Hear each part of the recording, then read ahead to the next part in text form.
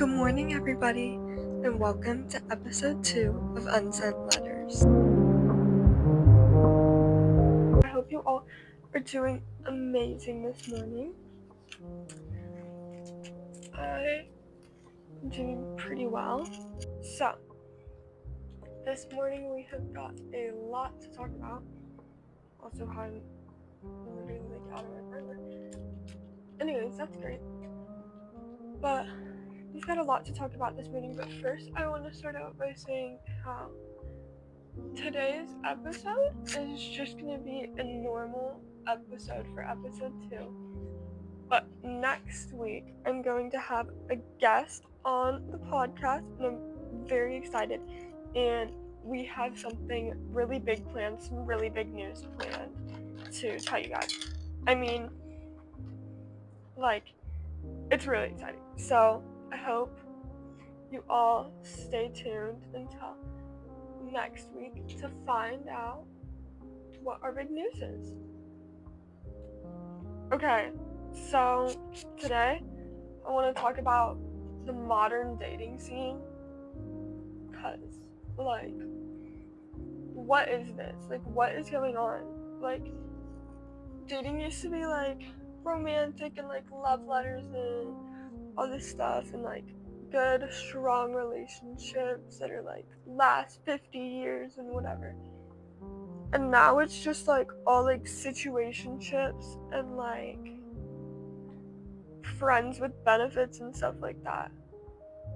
So, I want to, dive deeper into that kind of today. So, we'll see. Also, I've got tendonitis in my wrist really bad, and when it's cold and when I'm using my wrist a lot, it gets really flared up. So, that is why there's race. So, just thought I should clarify that. I just realized I just said so much in that sentence. Alright. Okay. First thing I want to talk about is my take on situationships. Guys. Not gonna lie, it's not like I haven't been in a situationship. I feel like everybody's been in a situationship at some point. But, I can't. Situationships are literally, hear me out, situationships are literally just a way for immature people to get attention without having to be in a relationship.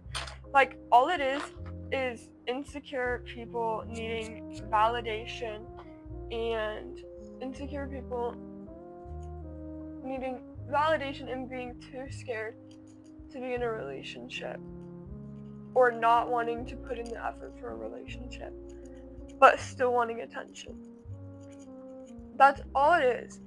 It's literally just emotionally immature people that can't get their shit together, and so they sit there and ruin your life in a fucking situationship. You know what I mean? You get what I'm saying. Situationships are awful. Okay.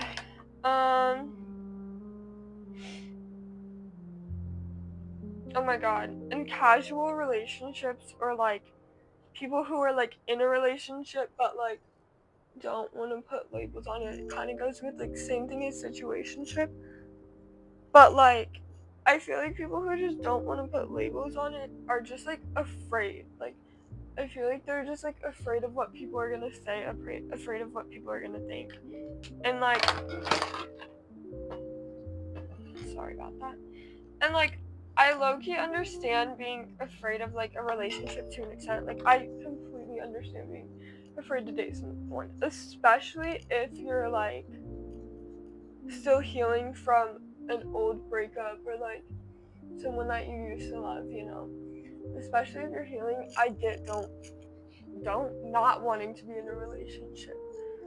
So that I 100% understand.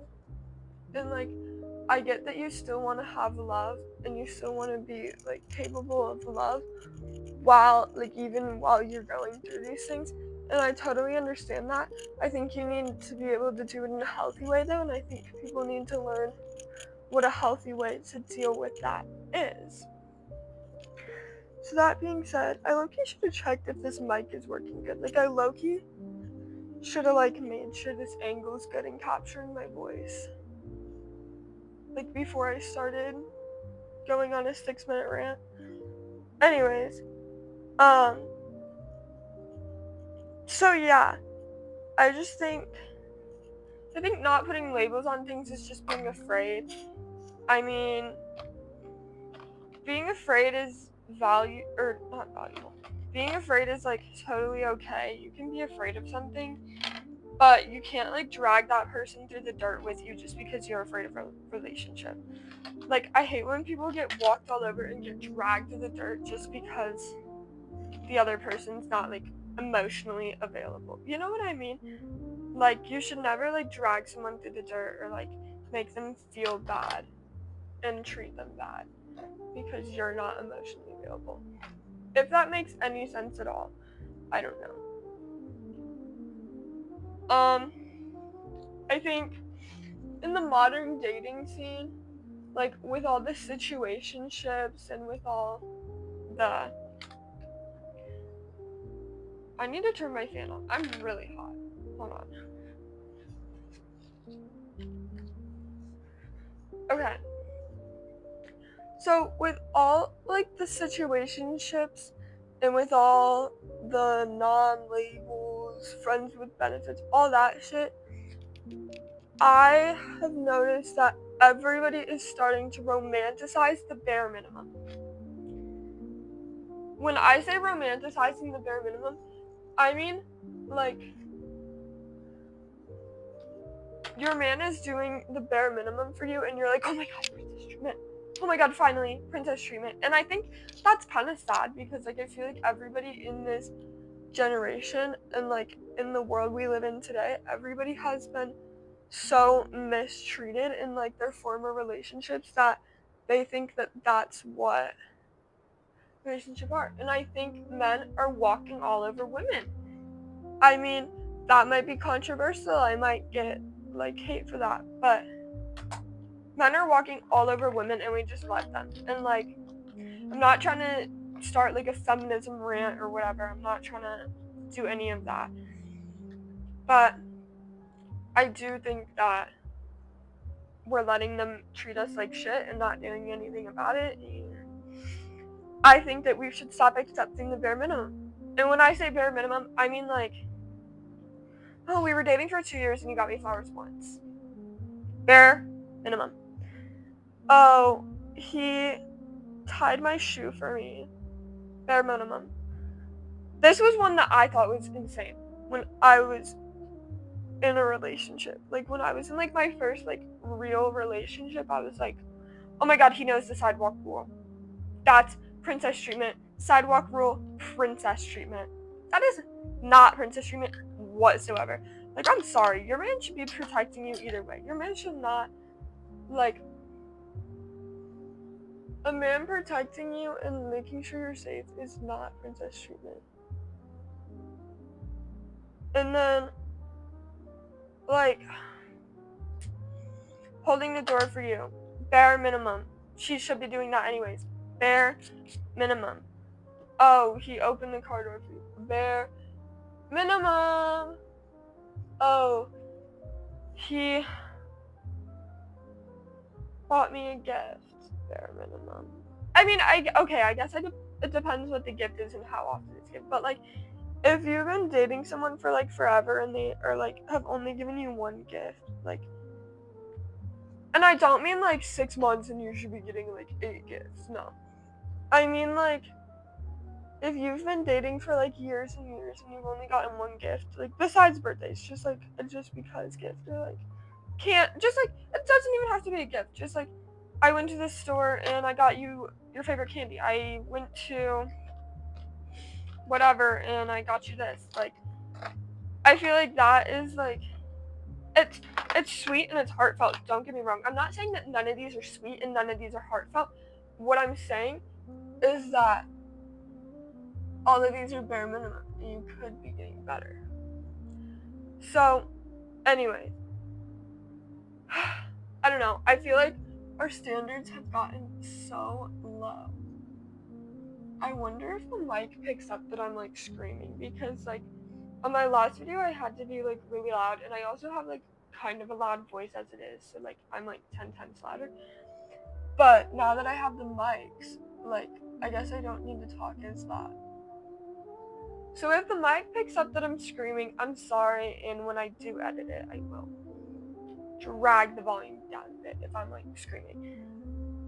But yeah, I don't really know how good this mic quality is. Like, I tested it out when I first got it just to make sure it worked, but like, wouldn't it suck if I like filmed an entire episode with the mic and then like the audio doesn't even work?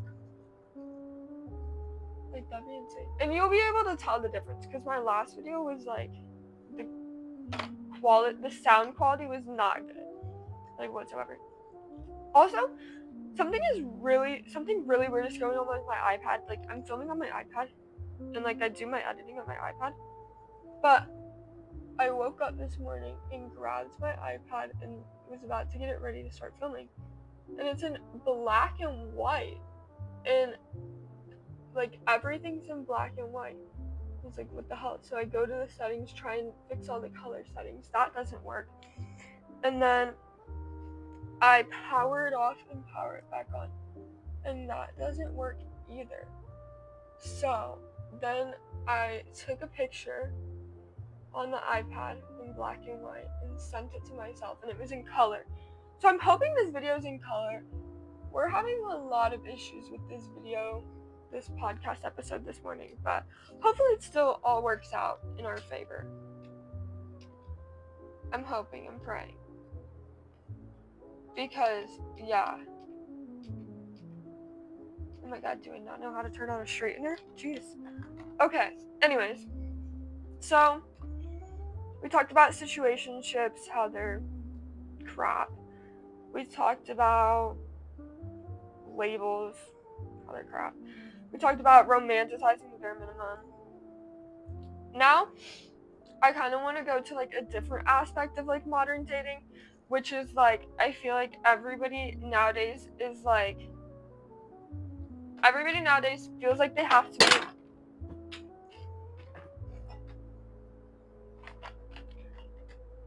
I feel like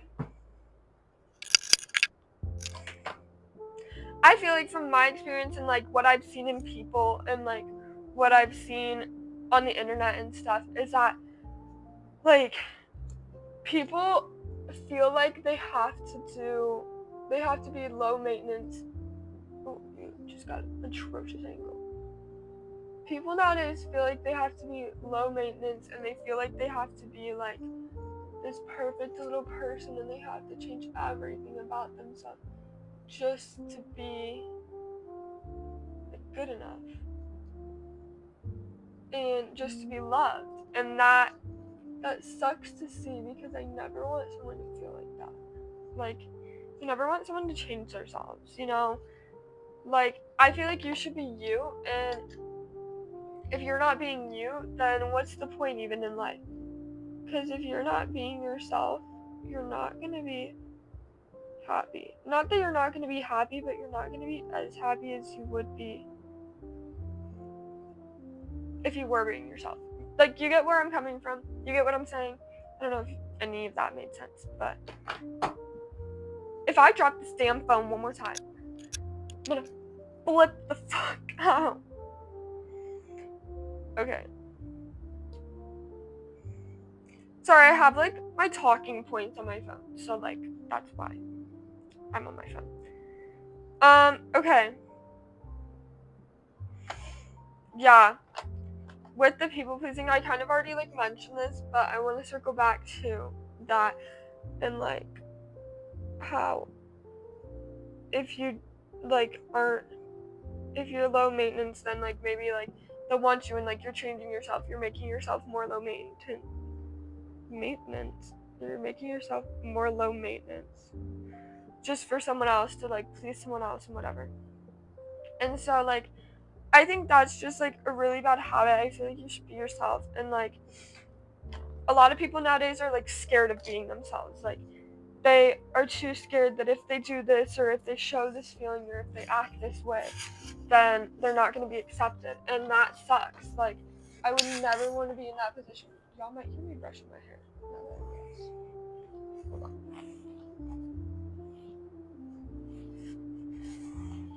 I would never want to be in the position where like I feel like I have to change and be low maintenance for someone else, because if you are, and I have been in that situation before, don't get me wrong, but if you're doing that, you're not truly living your life to its fullest. And I don't know where my scrunchie went.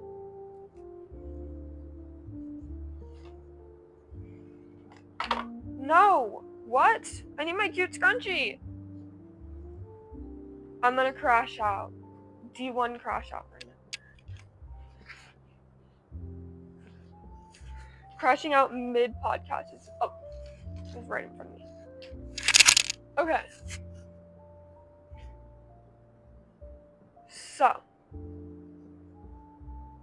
I'm gonna have to try and figure out where I can put my microphone that's gonna be acceptable to do my hair.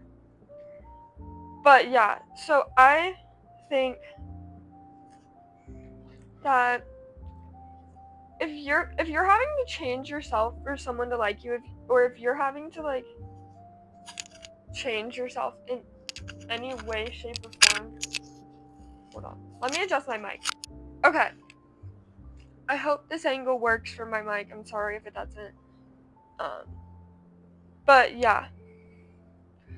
So, anyways. Changing yourself, like, if you're changing yourself to fit in with people, those are not your people. Like, I'm sorry, but they're not your people. That's not your group of people. That's not your cup of tea. And there's gonna be a group of people that come along that's gonna be your people, and they're gonna be your cup of tea. And I think that, like, you can still be friends with people who aren't your cup of tea, but if they're gonna sit there and judge you for not being the same as them, like, that's not okay. Like, you should be with people who make you happy and who don't judge you for being yourself. So, and I mean this in like a relationship sense and a friendship sense. Like, it could go either way. I hate how it makes my hair look like stringy after. Like, you see that? How, okay, well, I guess like not anymore, but like I just washed my hair so it's not greasy. I washed it last night so it's not greasy. But like when it's done, like when it first comes off, because like you see how it's like a comb, it like separates them. So like watch. You see how it's like separated now? Just wait. Trust. But it stays like separated. Like, you see that? Until I brush it. And it makes me feel like my hair is greasy, but it's not. Anyways, I think that's all I wanted to say for that. Okay. Being able to get reassurance is like a big thing in modern dating, because I feel like everyone, like, if you need reassurance in a relationship, they're like, oh, you're just insecure, which might be the truth, but honestly, people have traumatic pasts, and you don't know anything about what someone's past is. Even if you think you know, you're like, oh, they tell me everything, like, I know there's nothing traumatic. People don't always tell you the traumatic things that happen to them. Like, maybe, like, whether they don't want you to pity them, or whether they just don't think, like, they don't want to share, or whatever the reason might be that they don't share with you their past, is totally okay, and that is totally acceptable. And you can't just think that everybody tells you everything just because you're like their best friend or their boyfriend or whatever. Like, oh, she would tell me if something was wrong. Maybe she wouldn't. Maybe they wouldn't. Maybe he wouldn't. I don't know. So I think that's just like not like a good, like, wait. Okay, so like if you're calling someone insecure just because they like need reassurance, that's like not okay. Like, we need to like get rid of that. That is not okay. You should never call someone insecure just because they need reassurance. Now, mind you, there's a difference between insecure and needing reassurance, and I think everybody should learn that difference because, like, if you're being insecure, like, no, that's not gonna work. If you're being insecure, you are like telling me that, oh, you can't go out, oh, you can't wear that, you can't go there, you can't wear that. That's like what I feel, and I feel like everybody might have a different definition of what insecure means. See, this is a hot mess. I don't know what's going on, guys. Hey, okay, I think this might actually work. If you guys can't hear me, this is gonna be awful, and I just recorded a whole video, and you can't hear me. Anyways, so basically, needing reassurance and being insecure is totally different, and people need to learn the difference before they start judging people. That's 100% for sure. Don't mind my little frizzies over here. So, that, like, pisses me off. I hate when people, like, need reassurance, because, like, and I don't mean needing reassurance, like, oh, you still like me, right? Oh, do you hate me? Do you love me? Do you love me? Do you love me? Like, 24/7? I mean, like, just, like, hearing your partner say the words, like, I love you. Just hearing your partner say the words, I miss you. Just, like, hearing that little bit of reassurance goes a long way.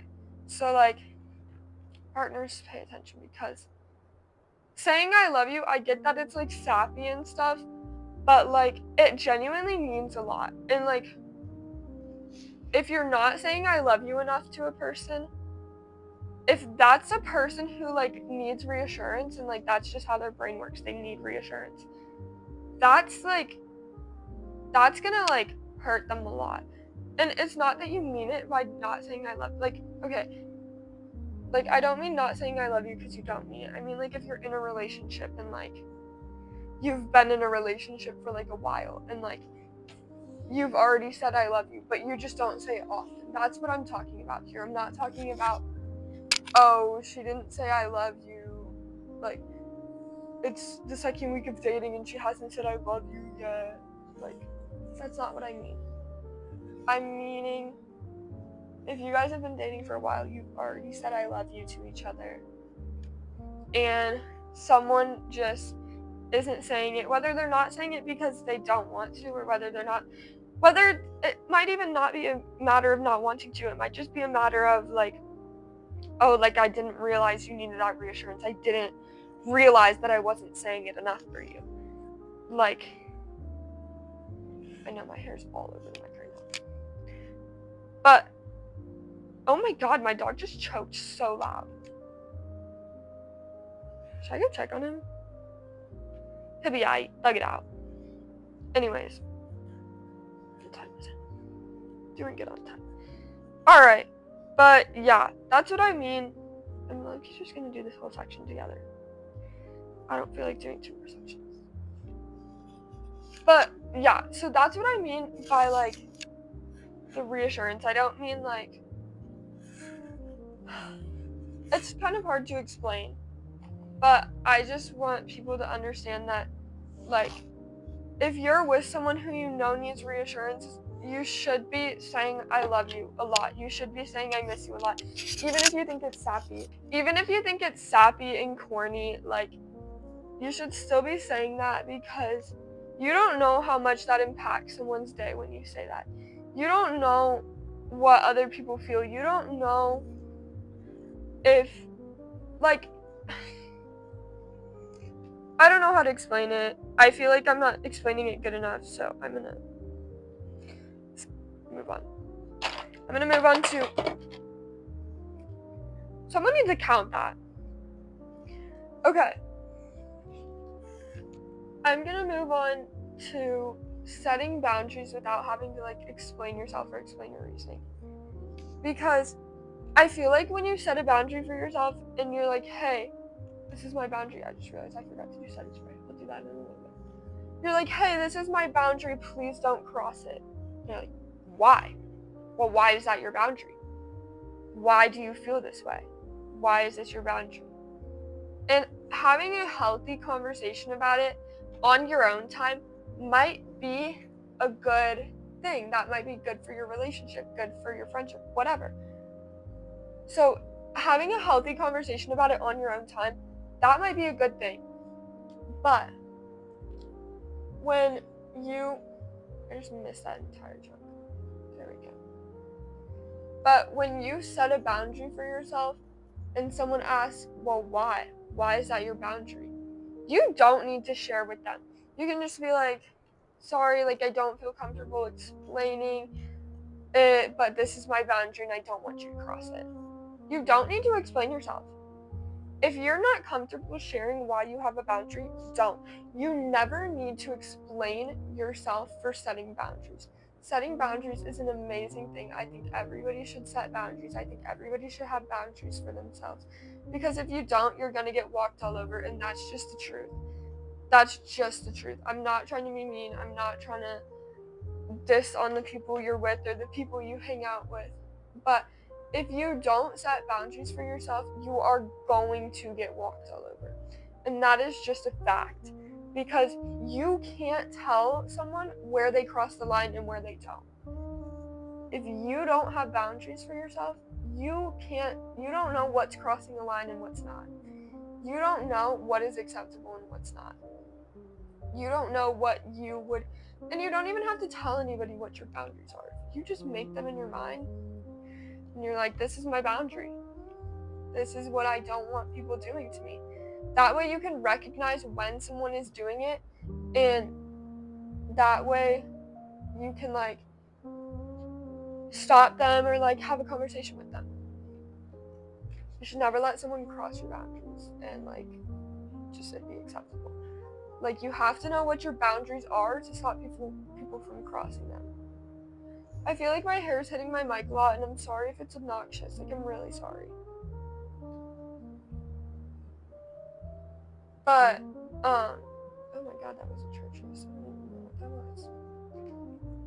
But yeah, so like you need to set boundaries, you need to have boundaries, even if they're just in your mind, even if no one else knows what your boundaries are. That is fine. But you need to know what your boundaries are. That way you can stop people from crossing them.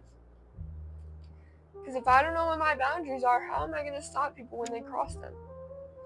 If I'm like, oh yeah, I don't really want people like treating me a certain way, but then I don't like set a boundary for it in my mind, then how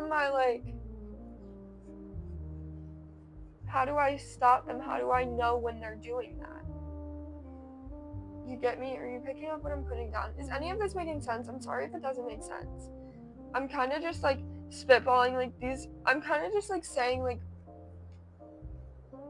I set subtopics for myself to talk about, and I don't like when I'm planning my podcast episodes, I'll set the topics for myself, but then I won't go like into detail with them on my notes because I want like what we talk about to be raw and unfiltered and all the stuff that I'm thinking, because if I do plan out what I'm gonna say, then I'm like, oh well, what if someone doesn't want me to say that? What if this gets me hate, you know? So if I don't plan out what I'm gonna say and I can just get all of my thoughts and feelings out there, then that's when I've realized my podcasts and like my vlogs are the best. And when you don't plan out what you want to say, I'm just planning out, oh, here's what I want to talk about, here's what I want to cover, and I'll cross that bridge when it comes to it. I don't need to think about that now. I don't need to talk about that now. What I need to do is talk about it on my podcast. I need to be able to think about it then. So that's kind of how I see it. So like if I'm ever all over the place and like I'm ever messy with my talking, I'm sorry. That's just the way my brain works, because if I go over it multiple times, I'll be like, oh well, it sounds better this way. No, it sounds better this way. And then it's just not raw and unfiltered. And I want that unfilteredness in this podcast. I want you to be able to hear my thoughts. I want to be able to share and to feel like I'm getting everything out and not having to filter because of what someone might think. So, I've got the worst dry mouth ever. Like, my mouth is so dry, I'm like foaming at the mouth right now. That's so disgusting. I'm sorry, I shouldn't have said that, but like, it's so true. Like, I literally, my mouth feels like spongy right now. Sorry for like the TMI, but oh well. You're getting raw and unfiltered, that's for sure. Okay, anyways.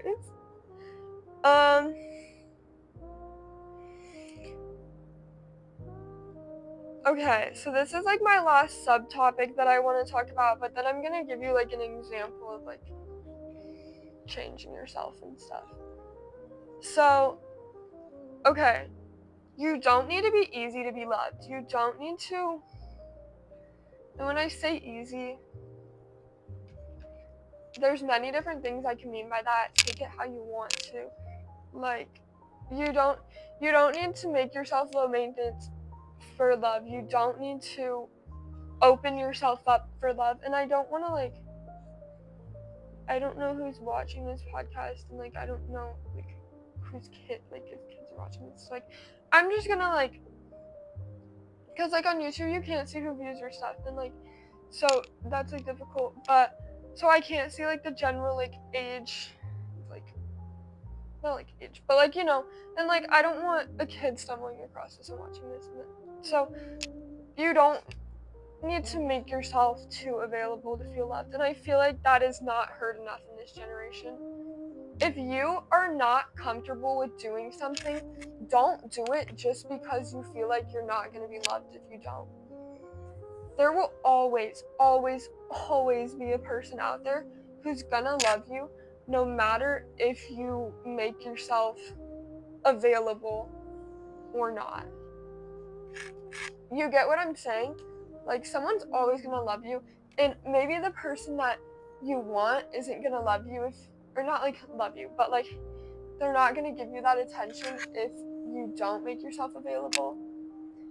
But if someone isn't gonna give you attention just because you're not making yourself available, they don't love you. They don't love you. I'm sorry. They don't love you. They just want you for your body, and I wish I had learned that sooner. I wish that I had learned sooner how to deal with that, and that you shouldn't make yourself more available just because you want someone. You shouldn't make yourself more available just because you feel like you have to, or else someone's not gonna like you. You know what I mean? I don't know if this is making sense. I'm just spitballing. But I wanted to give an example of that. I am done getting ready, so I should be wrapping this up. But I want to give an example of that. Of not like that specific thing. I want to give an example of like the being low maintenance thing, all that. So basically, you're gonna watch me put my socks on because, you know, I don't have balance clearly this morning.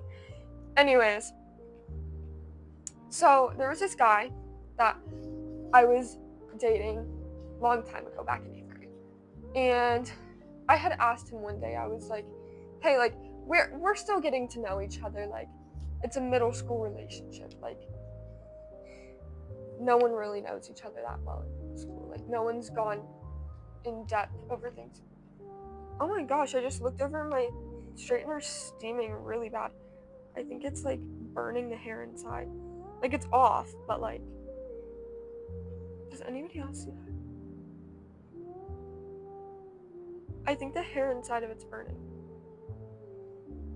I'm gonna turn it off. I'm scared. Or like, not turn it off, it's already off. I'm gonna unplug it.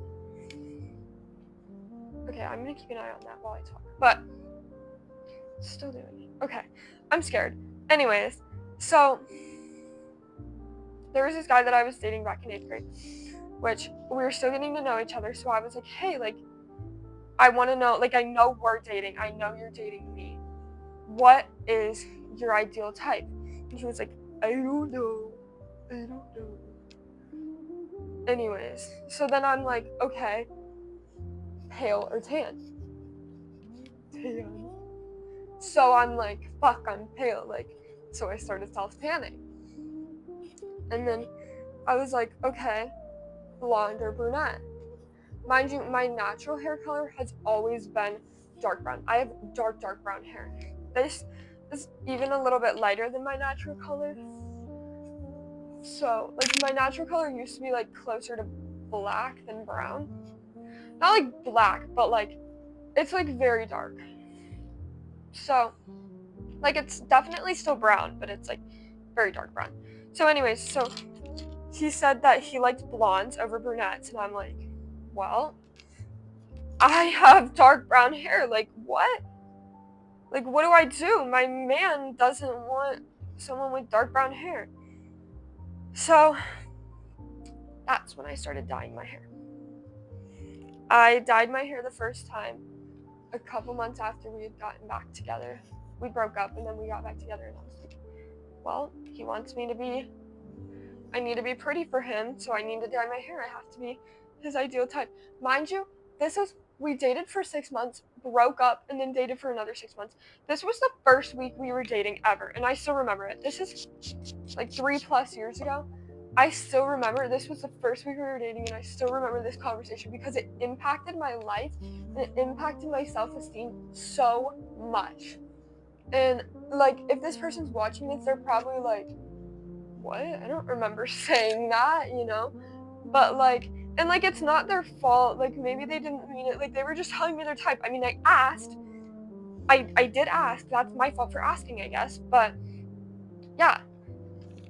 So this poor guy is just telling me like his type. And so once we get back together, I'm like, shit, I need to be as pretty as possible so he doesn't break up with me again. I have to be pretty. And so I was so obsessed with the fact that I had to be his ideal type. I started self-tanning. I started wearing more makeup. I started wearing more makeup. I started doing all this stuff just to be pretty in his eyes. And I was losing myself doing it, to be honest. Like, I was losing myself. And I wish I could go back and tell my younger self that I did not need to be his type. That he should love me either way.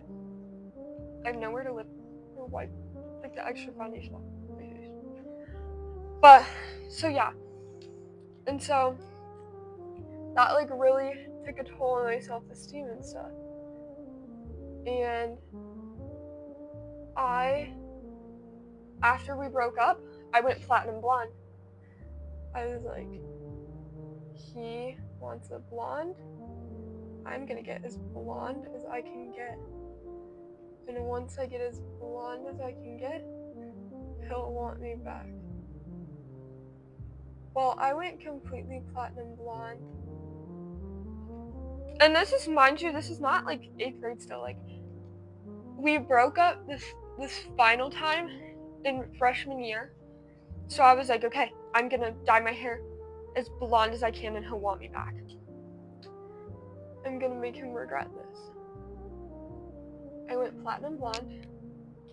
I was not like platinum, but I was a level 10 blonde. Like, that's what my stylist said.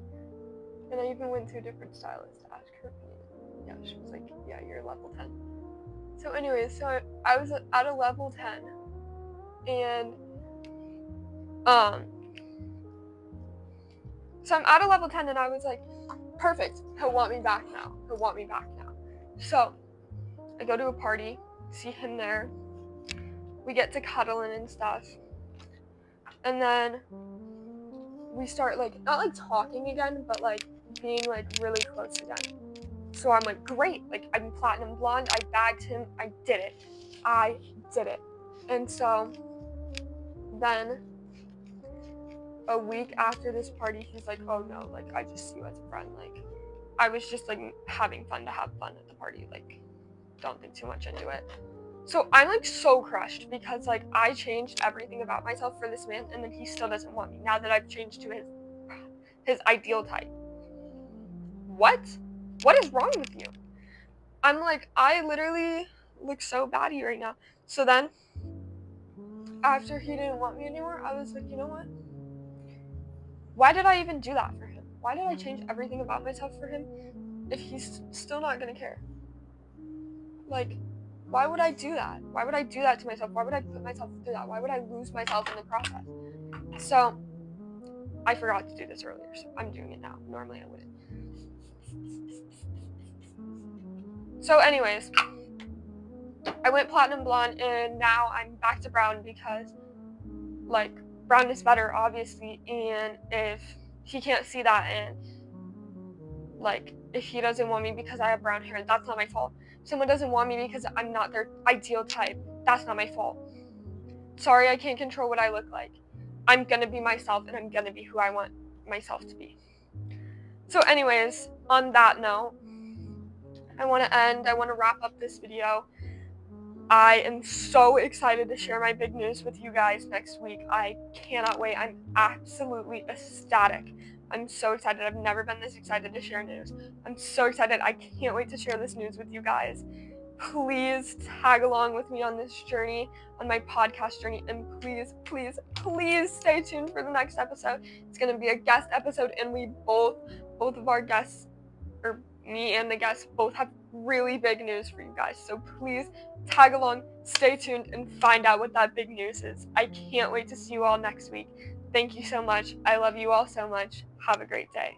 Bye.